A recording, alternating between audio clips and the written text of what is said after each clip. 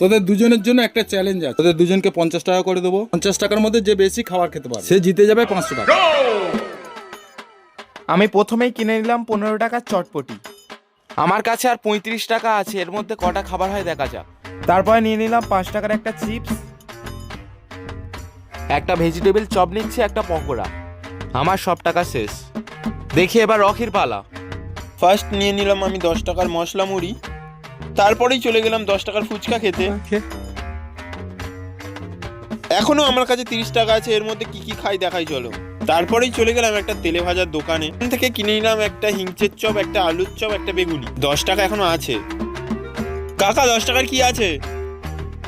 এগুলো কমপ্লিট ভাই। আমি জিতেছি, আমি 6টা খেয়েছি আর এ মনে হয় 4টে সামথিং খেয়েছে।